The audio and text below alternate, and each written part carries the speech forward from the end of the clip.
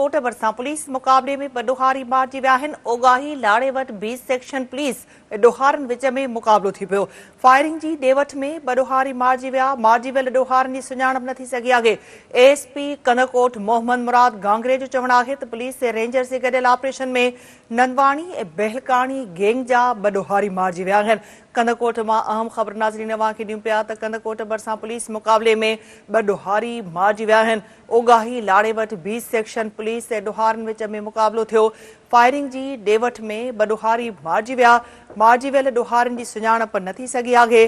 ASP Kandhkot Mohammad मुराद गांगरे जो चवणु आहे त पुलिस ऐं रेंजर्स जे गॾियल ऑपरेशन में नंदवाणी बहलकाणी गैंग जा ॿ ॾोहारी मारिजी विया आहिनि। कंदकोट भरिसां पुलिस मुक़ाबले में ॿ ॾोहारी मारिजी विया आहिनि। ओगाही लाड़े वटि 20 सेक्शन पुलिस ऐं ॾोहारनि विच में मुक़ाबलो थी पियो। फायरिंग जी ॾेवठ में ॿ ॾोहारी मारिजी विया। मारिजी वियल ॾोहारनि जी सुञाणप न थी सघी आहे।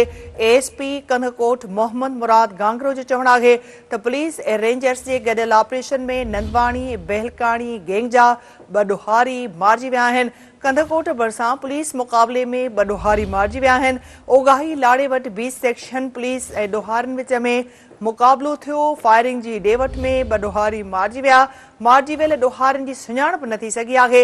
एएसपी कंदकोट मोहम्मद मुराद गांगरे जो चवणु आहे त पुलिस ऐं रेंजर्स जे गॾियल ऑपरेशन में नंदवाणी ऐं बहलकाणी गैंग जा ॿ ॾोहारी मारिजी विया आहिनि। कंदकोट भरिसां पुलिस मुक़ाबले में ॿ ॾोहारी मारिजी विया आहिनि। वधीक अपडेट्स लाइ असां राब्तो कयो आहे कंदकोट में सिंध टीवी न्यूज़ जे रिपोर्टर बका मोहम्मद भंगवार सां। बका, ॿुधाए पियो वञे पुलिस मुक़ाबलो थियो आहे, छा अपडेट्स आहिनि इन ख़बर जा? लॻ 20 सेक्शन पुलिस थाणे जे हद ओगाही लाड़ो आहे जिते पुलिस ऐं ॾोहारनि विच में फायरिंग थी पई।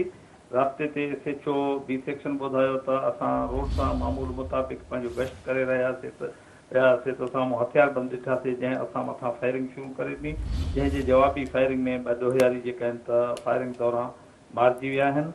जेका त मारिजी वियल ॾोहारियुनि जो जेका त सुञाणप जेका त यूसुफ बालकाणी ऐं नियाल निंदवाणी तौर थी आहे।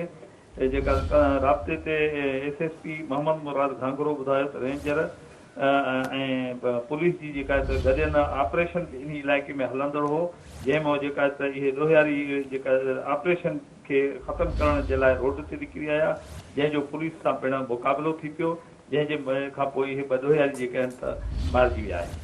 ठीकु आहे बका, अपडेट करण लाइ वॾी महिरबानी।